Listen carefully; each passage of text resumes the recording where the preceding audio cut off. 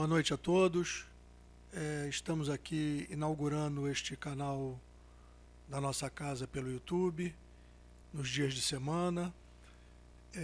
Infelizmente tivemos um pequeno problema técnico, então esse primeiro horário, esse primeiro dia, vai ser gravado e transmitido na sequência. Aqueles que puderem se disponibilizar a ver, verão esta gravação.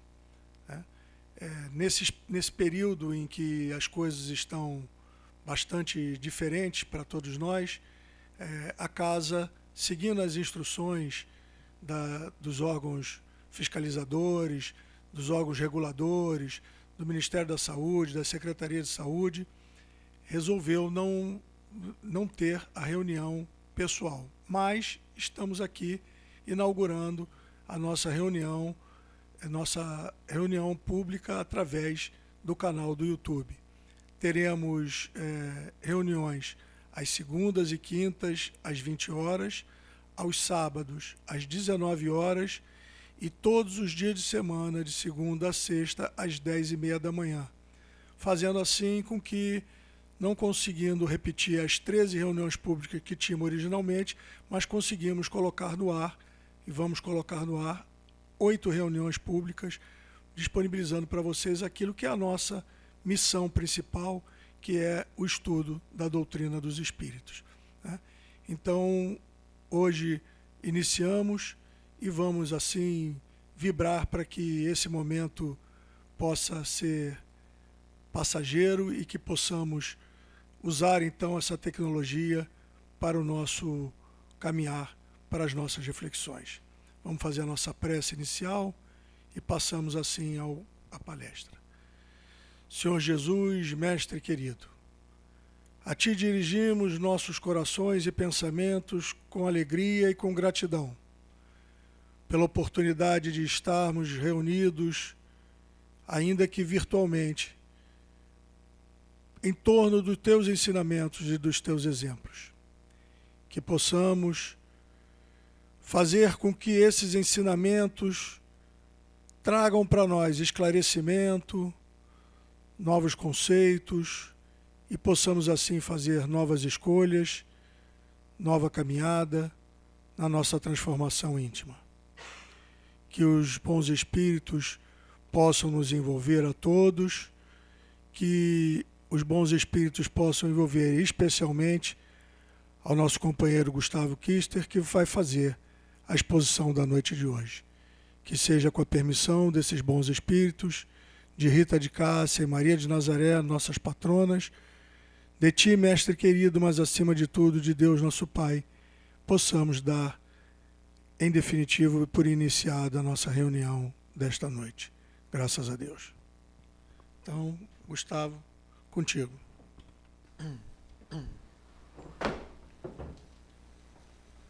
Boa noite. Que Jesus seja o elo que une as nossas mentes, independente do momento em que a gente venha assistir essa palestra. Porque toda vez que levamos o nosso pensamento ao Mestre, nós entramos em conexão com Ele e com todos aqueles que trabalham na tua seara. Paulo esperava muito pela oportunidade de falar em Atenas. Ele havia nascido em Tarso, na cidade de Tarso, e na época que ele nasceu nessa cidade, a cidade estava sob dominação de Roma, portanto ele tinha o título de cidadão romano.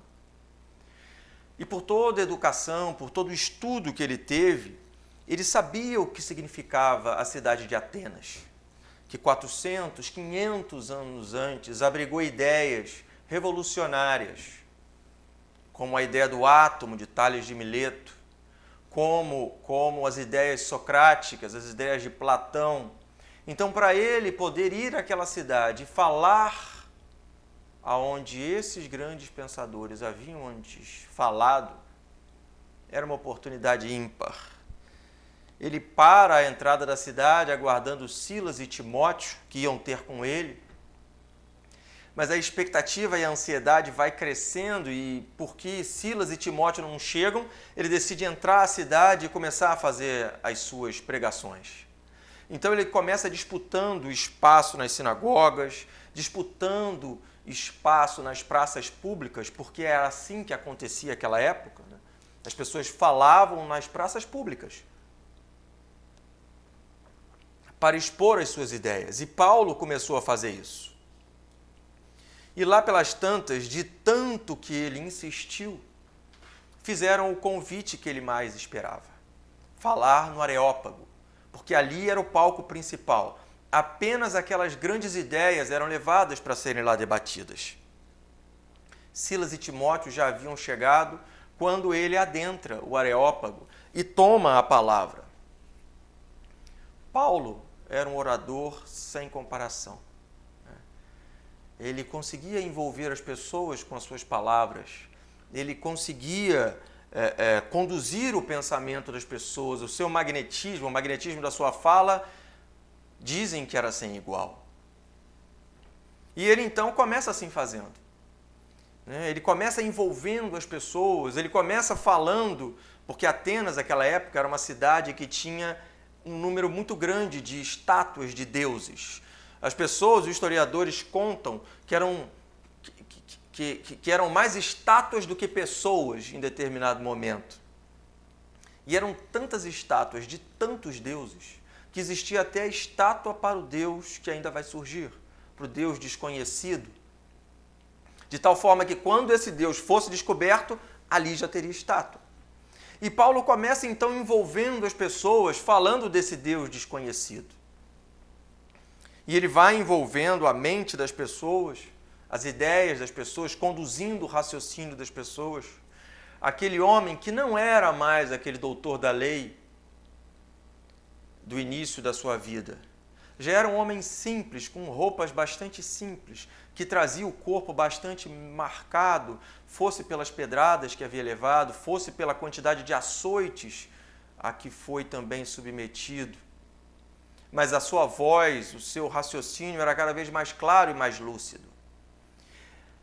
Mas Paulo não sabia que Atenas não guardava mais os ideais socráticos ou os pensamentos platônicos. Quando ele começa a falar sobre o triunfador das causas eternas, quando ele começa a falar sobre aquela pessoa, aquele homem que havia colocado em xeque as relações de vida, morte, de prisão, de liberdade do corpo, ele percebe alguns olhares, alguns cochichos. Ele então recorre à imagem da passagem do moço rico, quando Jesus, ao final, quando o moço rico se afasta e decide não segui-lo, Jesus fala para os seus apóstolos: homem tolo, ainda essa noite pedirão a sua alma. E com esse discurso, ele tenta chamar aquelas pessoas para continuarem acompanhando o seu raciocínio. Porém, Paulo vai ter ali uma experiência que ele não estava acostumado. Paulo estava acostumado ao debate, Paulo estava acostumado à ofensa, mas ele não estava acostumado à ironia, ele não estava acostumado ao abandono.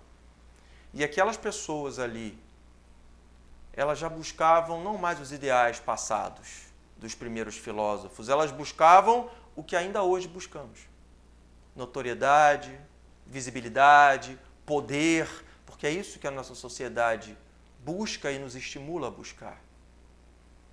E as primeiras gargalhadas começam a romper no Areópago. Paulo ainda tenta, trazendo do mais fundo da sua alma as reflexões, conclamando aquelas pessoas à reflexão mais profunda. Só que aí elas vão saindo do Areópago. Vão saindo a tal ponto que em determinado momento fica apenas Silas, Timóteo, Paulo e as duas pessoas responsáveis pelo Areópago. O fracasso é total, ou quase total. Paulo ainda insiste com aquelas duas pessoas dizendo: olha, vamos montar uma pequena comunidade com vocês dois, eu vou escrever para vocês, eu vou dar orientações, eu vou voltar aqui, Silas, Timóteo poderão voltar aqui. Não temos tempo. Nossa vida é muito ocupada. Não temos tempo para isso. eles encerram aquela tarde de trabalhos, vão para casa descansar. Silas e Timóteo ficam profundamente preocupados porque encontram Paulo muito abatido. Então eles conversando falam assim, olha, amanhã a gente vai para Corinto. Vamos convencer Paulo de não ir a pé não. Vamos pegar uma parte de barco e depois uma outra parte em algum tipo de condução para que ele possa descansar, ele está abatido. E no dia seguinte, quando eles vão propor isso a Paulo, eles se surpreendem, vendo Paulo absolutamente renovado e dizendo a eles, não, nós vamos a pé, porque daqui a Corinto existem uma série de pequenas cidades e nós precisamos falar para eles de Jesus. Aqui não quiseram ouvir, mas lá eles vão ouvir sobre o triunfador. Assim era Paulo.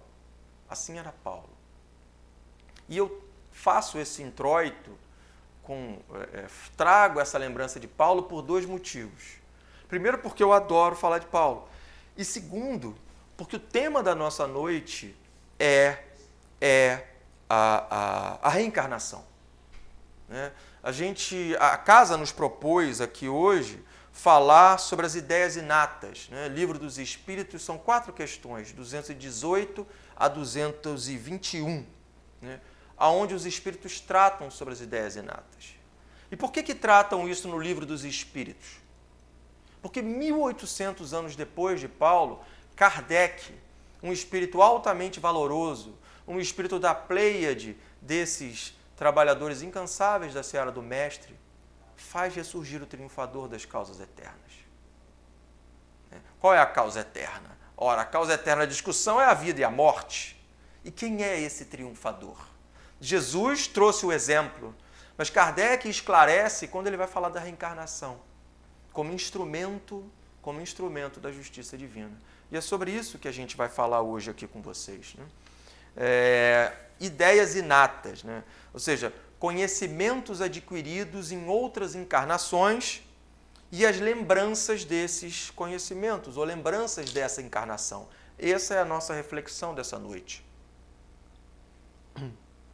Kardec vai questionar os espíritos se guardamos esses conhecimentos, ou seja, se os conhecimentos que eu adquiri em encarnações passadas, de alguma forma eles se mantêm em mim. E além dos conhecimentos, se também as lembranças de vidas passadas. E aí a reflexão que vem a seguir. Se há reencarnação, por que nós não lembramos? Bom, de uma forma geral, existem 4 doutrinas possíveis que falam de maneira ampla sobre a nossa vida. A primeira é a doutrina materialista, ou seja, eu comecei quando nasci e eu vou acabar quando morrer. Na lógica dessa doutrina, não há grandes propósitos na vida que não seja a preservação dela própria. Né? Não há outros propósitos maiores, porque eu comecei quando nasci e vou acabar quando morrer. Uma outra doutrina é aquela que fala que após a morte eu me integro ao todo. Então eu saí desse todo, seja ele o nome que a gente quiser dar, e aí existem variações possíveis aí dentro, e quando eu morrer eu volto para esse todo. Portanto, de certa forma também o que acontece nessa vida, o que eu faço, o que eu deixo de fazer, também não tem grande significado, porque eu saí do todo e volto para o todo. Não há uma relação de evolução ou de consequência e causa. Né? Uma quarta doutrina, obviamente agrupando essas possibilidades em 3 ou 4 grandes doutrinas, uma terceira doutrina, é aquela que fala que eu tenho uma vida única. Ou seja, eu surgi quando nasci. Porém, ao acabar a vida do corpo físico, o que eu sou sobrevive de alguma forma. Essa doutrina, conquanto possa nos trazer algum consolo, ela tem muita dificuldade de explicar o que acontece na Terra. Ela tem muita dificuldade de explicar a justiça. Né? A justiça dos homens e mesmo a justiça divina. A quarta doutrina é a da reencarnação. Né? Essa doutrina, ela prega de formas diferentes, né, dependendo de quem as interpreta, de que a vida, de que eu, Gustavo, né, já existia antes dessa encarnação, que vivo agora como Gustavo, vivendo outras personalidades. E ao acabar essa personalidade Gustavo, em algum momento retornarei a reencarnar em uma nova personalidade. Dentre as leituras possíveis de pensamentos religiosos, a doutrina espírita entende a reencarnação como uma ferramenta de progresso. Na ótica da doutrina espírita, a reencarnação ela é um instrumento para que eu, enquanto espírito, progrida nas minhas necessidades. E, obviamente, como consequência de uma justiça maior. Ou seja, a reencarnação, na ótica da doutrina espírita, ela é fundamental para entender a justiça divina. Não há como entender a justiça divina, na ótica da doutrina espírita, sem entender a reencarnação. E da forma como a doutrina espírita entende, ou seja, uma vez entrando no reino hominal, eu não reencarno, por exemplo, no reino animal.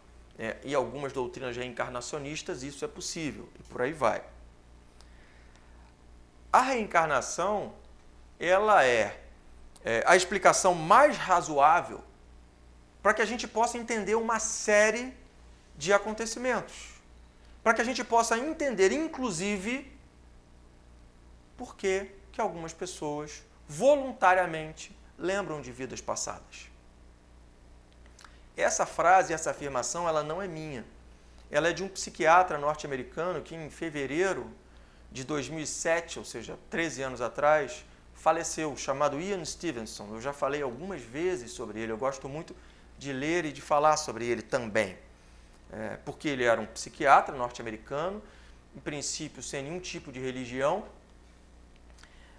um psiquiatra bastante famoso e bastante reconhecido nos Estados Unidos, com diversos livros e publicações, novamente não religioso, mas que em determinado momento crianças começam a ser levados até ele, crianças que naturalmente começavam a falar de encarnações passadas.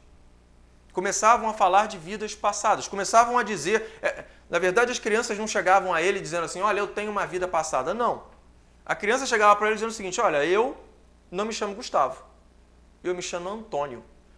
E, na verdade, esse corpo aqui de criança não é meu, não. Eu sou muito mais velho que todos vocês aqui. E eu vivi assim, o meu filho é fulano, minha mulher é ciclano, eu quero ir para lá porque eu não sou isso aqui. Obviamente, os pais levavam essas crianças lá assustados, pensando, meu filho está ficando doido, eu preciso de uma ajuda. Mas isso crianças muito novas, crianças com 5 anos, na primeiro estágio de infância, começando a falar, e elas já se manifestavam assim. E como os grandes homens, como os grandes médicos, ele não se contentou em fazer o comum. O comum naquela época vai dar a medicação e vai alienar um pouco a criança até que ela acalme o espírito, ou a mente, que não tem espírito na cabeça deles. Ele, em determinado momento, teve a seguinte reflexão, diante de uma criança que apresentava um quadro com uma riqueza muito grande de detalhes sobre o que teria acontecido com ela. É uma criança libanesa. Ele falou, olha, essa criança está me dando tantos detalhes de onde viveu, de como morreu, de qual era o endereço dela, que eu vou lá ver se esse negócio existiu. E qual não foi a surpresa dele quando ele chega no endereço que a criança passa para ele e ele descobre que tinha havido uma pessoa com o nome que a criança dizia que tinha, era mais ou menos, havia uma distância, eram cidades longas, distantes no Líbano, então, e a criança era muito pequena, ela não tinha como ter ido lá nem lido sobre, até porque nem sabia ler, ainda era muito pequena. E aí ela começa, e ele começa a verificar que tudo que a criança narrava era efetivamente o que havia acontecido. Só uma coisa não batia. A criança dizia, olha, eu morri, na verdade, eles dizem que eu morri afogado, mas eu não morri afogado. Na verdade, eu morri com um tiro. Esse tiro entrou, me atingiu no coração, eu desmaiei, o carro caiu, capotou e eu via falecer. A história é tão verídica e as informações são tão fortes que ele consegue exumar o corpo daquela pessoa que a criança havia dito ser. E quando ele exuma o corpo, ele percebe que existia um furo na caixa torácica, provavelmente proveniente de uma bala. Essa é só uma das N histórias que ele conta. E aí ele chega em determinado momento da vida dele e fala assim: para mim, eu gostaria que existisse uma outra explicação. Mas como pesquisador também que sou, eu tenho que buscar aquelas que são mais lógicas e mais razoáveis. E não há outra mais razoável e mais lógica que não seja a reencarnação para explicar esses casos. Os livros dele, é possível achar alguns livros deles em sebo. Né? De um modo geral, quando você vai pegar o livro, você vai ver, não ele contando uma história, você vai ver um estudioso e um pesquisador narrando de forma científica as pesquisas que ele fez. Mas tem um muito interessante que eu gosto de recomendar, de um jornalista americano, que foi o último a entrevistar ele e que logo em seguida publicou um livro chamado Almas Antigas. O nome do autor é Tom Schroeder, o pesquisador. E é muito interessante, porque entrevista ele no final da vida e faz o resumo de alguns casos emblemáticos na Europa, no Brasil, porque ele aqui esteve também, e no Oriente Médio, de uma forma geral. E aí vamos partir então para o Livro dos Espíritos, para ver o que os Espíritos falam sobre pessoas e sobre a possibilidade, principalmente, da gente guardar algum grau de conhecimento, porque é importante a gente separar as coisas, né? Eu fui bem longe. Eu fui em caso de pessoas, no caso crianças, que lembravam em riqueza de detalhes quem haviam sido. Quando os Espíritos aqui vão falar de ideias inatas, eles vão falar de algo mais superficial, eles vão falar de eu conseguir lembrar conhecimentos adquiridos e experiências vividas em vidas passadas. Né? Isso não necessariamente é a mesma coisa do que eu lembrar com detalhe fatos. Mas vamos ler aqui que vai ficando mais claro. Pergunta 218. Prometo que eu não vou ler muitas, não. Só pequenos trechos para ajudar a reflexão. Pergunta 218. Encarnado, conserva o espírito algum vestígio das percepções que teve e dos conhecimentos que adquiriu nas existências anteriores? Portanto, Kardec está perguntando se eu guardo vestígio das percepções. E conhecimento, ou vestígio das percepções, ou de conhecimentos que eu adquiri em encarnações passadas. E a resposta deles é: guarda lembrança, que lhe dá o que se chama de ideias inatas. Portanto, os Espíritos estão afirmando que todos nós guardamos lembranças dos conhecimentos adquiridos, não dos fatos. Guardamos lembranças das experiências vividas. Portanto, é possível, em algum grau, eu ter contato com a consequência ou com o sentimento, vamos colocar assim, gerado por experiências vividas no passado. Isso é o que ele coloca aqui. Mas percebe, ele não está afirmando fato. Né? O caso das crianças que eu citei aqui do William Stevenson é um extremo, né? São exceções, né? De crianças que efetivamente vão e relembram com riqueza de detalhes. Ele consegue provar ou demonstrar cientificamente que o que elas estão falando é verdade, existiu. Né? E aí ele fala que a reencarnação seria a explicação mais lógica, mais racional, mais plausível para a confirmação desses fatos. Né? Então, eu trago isso para falar de um pesquisador, de um médico, de um psiquiatra norte-americano, validando a lógica da reencarnação. Mas a pergunta deles é mais simples, é o seguinte: todos nós, encarnados, né, podemos ter acesso? Eles afirmam que sim. E aí ele continua e fala assim: os conhecimentos adquiridos em cada existência não mais se perdem. Liberto da matéria, o espírito sempre os tem presentes. Então, aí ele vai trazer uma outra informação. Ele vai falar que os conhecimentos adquiridos, eles não se perdem. Portanto, eu hoje, Gustavo, né, não vou arriscar aqui a quantidade de encarnações que já tive, mas considerando que já tive algumas no reino hominal, o conhecimento que eu adquiri nelas, eles estão aqui comigo. Se eu acesso ou não é uma outra história, mas eles estão aqui comigo.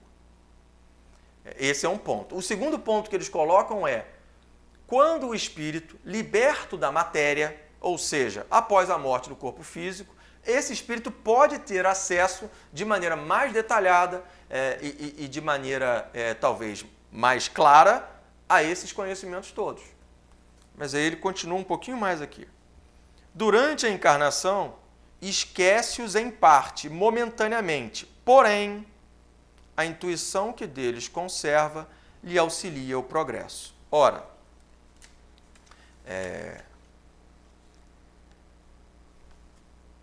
durante a encarnação, esquece-os em parte, momentaneamente, porém, a intuição que deles conserva lhe auxilia o progresso. Então, eu, enquanto encarnado, não tenho o mesmo grau de percepção que quando desencarnado, né? Não tenho o mesmo grau de contato com esses conhecimentos todos, porém, guardo a intuição. Portanto, é possível, enquanto encarnado, considerando que em diversas encarnações anteriores vivi N experiências e, como toda experiência gera uma sensação boa, ruim ou neutra, e como a gente muitas das vezes repete essas experiências em encarnações novas, é possível, através da intuição, eu ter acesso a isso. E por que isso seria importante? Ora, porque uma experiência que gerou uma consequência boa, ela deve ser repetida. E uma experiência que gerou uma consequência ruim, né, ou seja, que trouxe um prejuízo para mim ou para alguém, não deveria ser repetida. Né? Porque aí a gente sai do estágio de aprendizado e vai para o estágio do erro repetido. Né? E aí a gente vai para o estágio da dor e das demais consequências de um erro repetido. Né? O estágio do aprendizado é aquele que eu vivo a experiência, percebo a consequência e faço a escolha. Esse é o aprendizado. Né? De um modo geral, a escolha é aquela que não vai gerar prejuízo nem para mim nem para o outro. Quando essa escolha deixa de ser nesse sentido e passa a ser no sentido de repetir o erro, o equívoco, né? Aí eu estou saindo do estágio de aprendizado e estou começando a entrar no estágio que vai gerar complicações e dores futuras. Portanto, conseguir acessar a esse meu estado através de conseguir acessar a esse conhecimento vivenciado em vidas passadas através do processo da intuição, ele pode ser transformador para a nossa encarnação. E aí a pergunta clássica que, de um modo geral, nós espíritas ouvimos: mas por que eu não lembro da encarnação passada? Não seria mais fácil? Bom,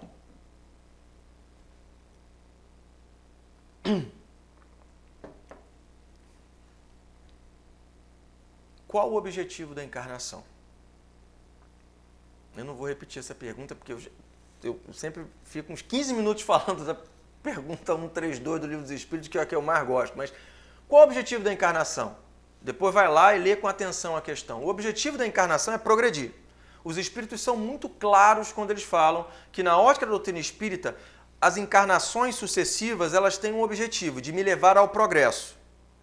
Então, isso quer dizer que todas as coisas que me acontecem são consequência das minhas necessidades de aprendizado.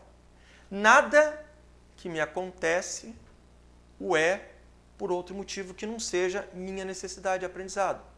Logo, não são as coisas que me acontecem, sou eu que aconteço as coisas.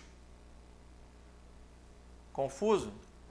De um modo geral, a gente acha, eu estava andando e aí de repente aconteceu isso. Não, é o contrário. Porque eu estava ali naquela situação, aconteceu isso. Porque é uma necessidade minha de aprendizado. Percebe a grande mudança que a doutrina espírita dá no nosso olhar sobre as coisas? Essa questão ela é tão relevante porque ela nos faz refletir sobre a nossa responsabilidade diante de tudo. Ela nos tira de uma zona de conforto, é fato, mas ela também nos dá o poder. Porque, ora, se sou eu que aconteço as coisas, eu posso mudar os acontecimentos à minha volta. Porque, na verdade, eles só existem pelas minhas necessidades. Se eu consigo evoluir nas minhas necessidades, eu transformo essas coisas que me acontecem. A doutrina espírita esclarece para a gente, quando a gente olha o progresso então, que a gente tem dois grandes vetores do progresso, para cada um. Um vetor que é o progresso chamado, que eu estou chamando aqui de coletivo, e o outro que é o individual. O que é o coletivo? Por exemplo, eu nasci no Brasil. Eu não nasci na Suécia. Não nasci na Escócia. Né? Adoraria a Escócia. Mas eu nasci no Brasil. Numa situação política, numa situação social. Eu e um montão de gente. Nascemos no Brasil. Então esse é um compromisso coletivo ou uma necessidade coletiva que nós temos pelo fato de termos nascido no Brasil. Nascemos nesse momento e estamos vivenciando esse momento político, social, econômico, porque precisamos dele. Ele tem algo a nos ensinar e nós temos algo a fazer com ele. Então essa já vem uma primeira lógica de responsabilidade com relação ao coletivo. A gente não nasceu num país em que as mulheres são o maior foco da violência por acaso, na figura de homem. Eu tenho algo para aprender com essa informação e eu tenho algo para fazer para mudar essa situação. A gente não nasceu numa cidade onde as minorias são foco de preconceito, mesmo não sendo uma minoria, porque não sou, simplesmente para observar. Eu preciso aprender algo com isso e fazer algo para ajudar a transformar isso. Então esse é o compromisso coletivo. Quando eu vou para o individual, e aí o coletivo é assim, é a maioria, né? Então quem nasce no Rio de Janeiro tem que aprender a lidar com isso aqui. E algum compromisso tem com essa situação. O outro vetor é o vetor individual. E aí quando eu vou no vetor individual, eu vou para as minhas necessidades individuais. E aí eu chego no ponto que eu queria. Vocês veem que eu dou uma volta imensa para chegar no ponto que eu queria, que é o ponto da família. No meu caso específico, quando eu reencarnei, obviamente já tinha pai e mãe, né?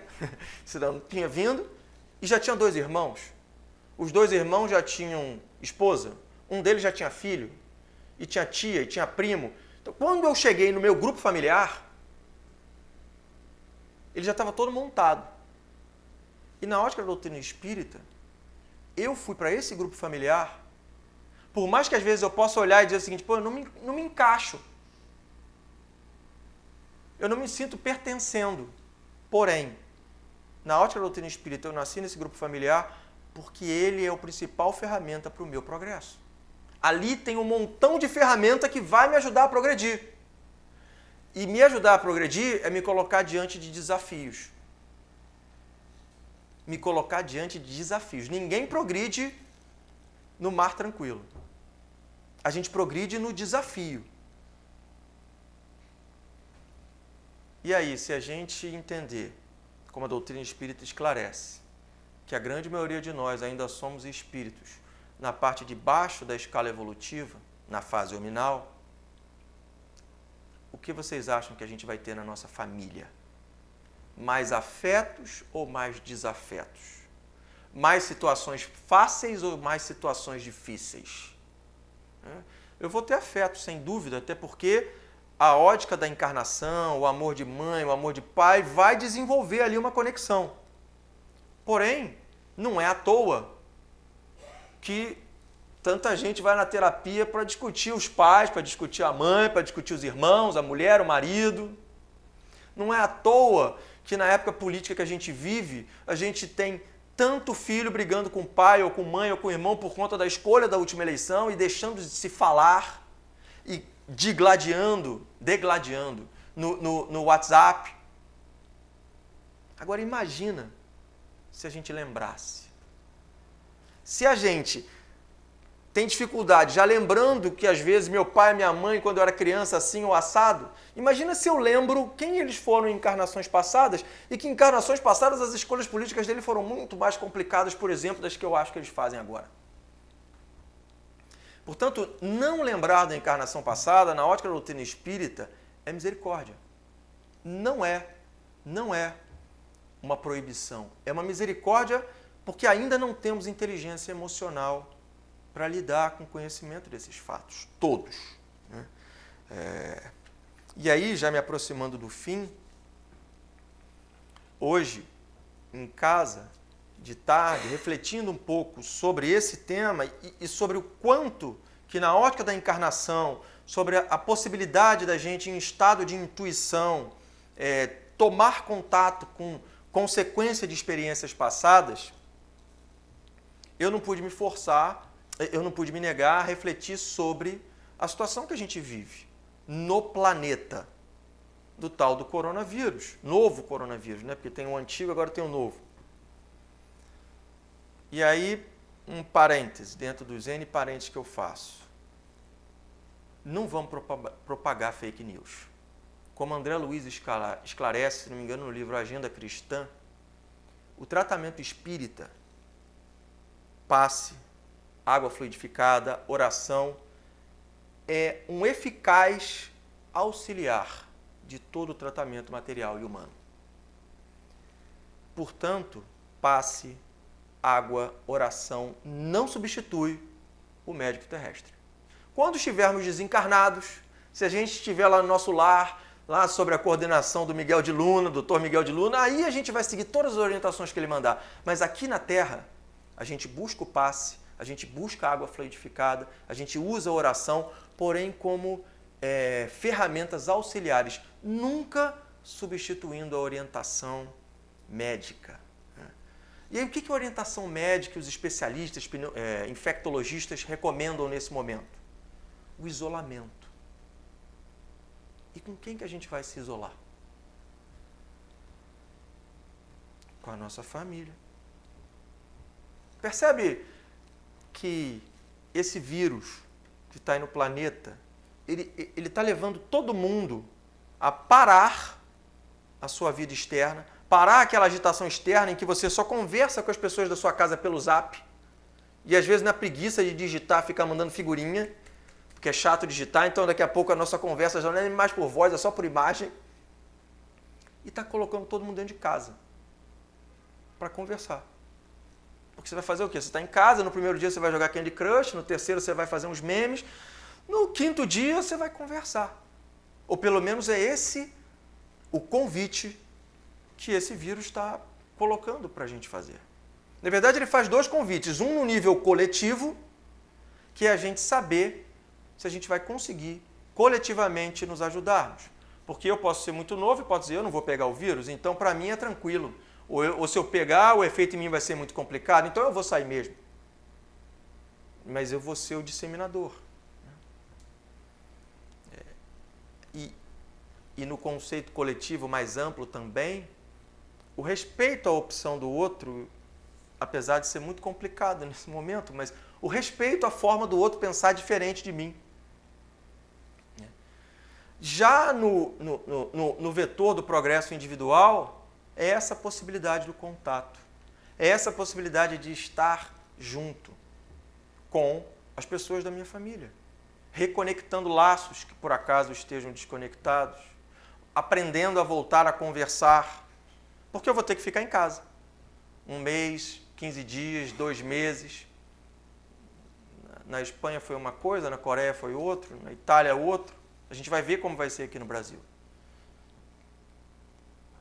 E aí quando eu fiquei, eu prometo que agora eu acabo, quando eu fiquei pensando sobre esse momento que a gente vive, de tanta intolerância, em que a decisão do outro me afeta diretamente, porque nesse caso do vírus é isso, a decisão de um grupo que decide ir para a praia pode afetar a minha vida que estou sentado dentro de casa.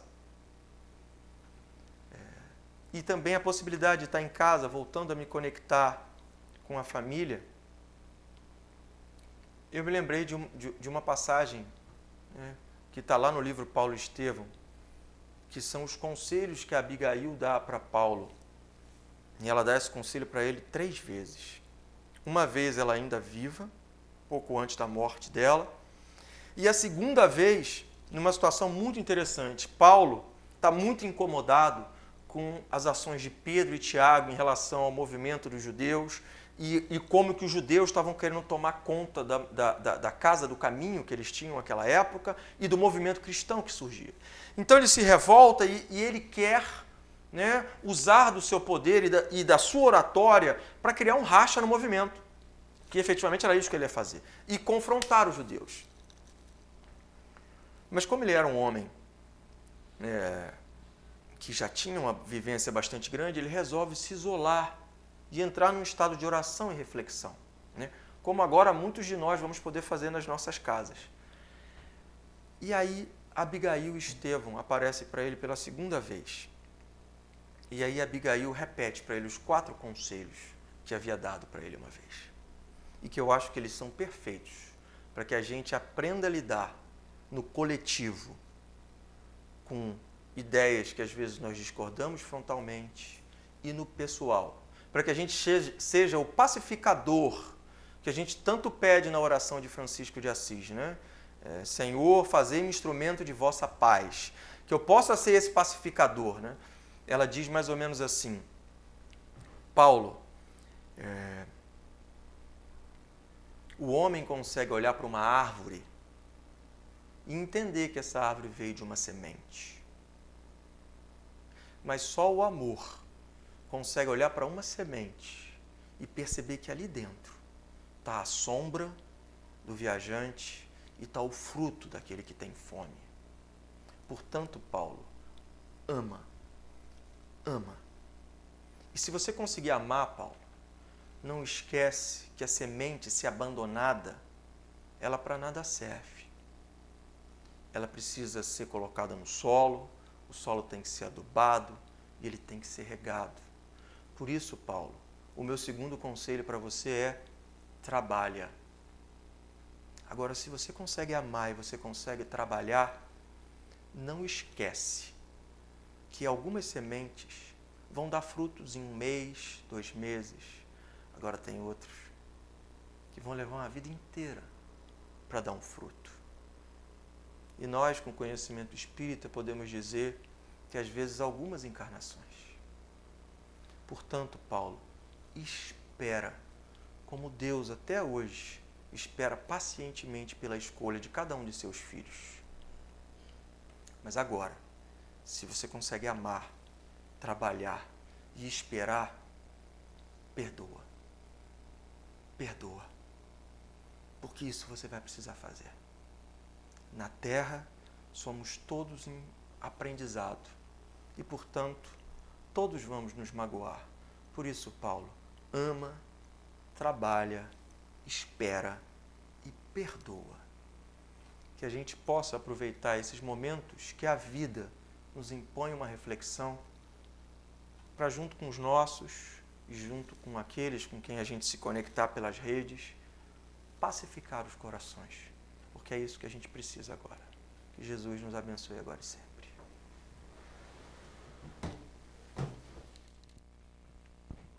Obrigado, Gustavo. Obrigado a todos vocês que nos acompanham pelo nosso canal do YouTube. Vamos fazer essas reflexões soarem no mais fundo do nosso coração. E nesse momento, vamos abrir os nossos corações e os nossos pensamentos e dizer: obrigado, Senhor. Obrigado por tanto que nos dá. Obrigado por tanto que nos ensina. Obrigado por tantas oportunidades que nos chegam de trabalho, de reflexão, de transformação.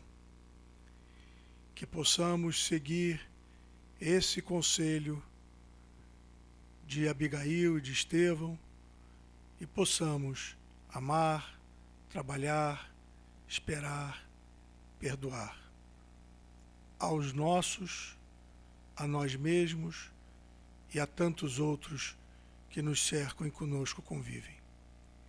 Que seja com a permissão dos nossos guias e trabalhadores desencarnados desta casa abençoada. Com a permissão de Rita de Cássia, patrona desse grupo de estudos. Com a permissão de Maria de Nazaré, nossa mãe querida, patrona de nossa casa. Com a tua permissão, mestre amado, mas acima de tudo e principalmente, com a permissão de Deus nosso Pai, possamos dar por encerrada esta reunião desta noite. Graças a Deus, muita paz a todos.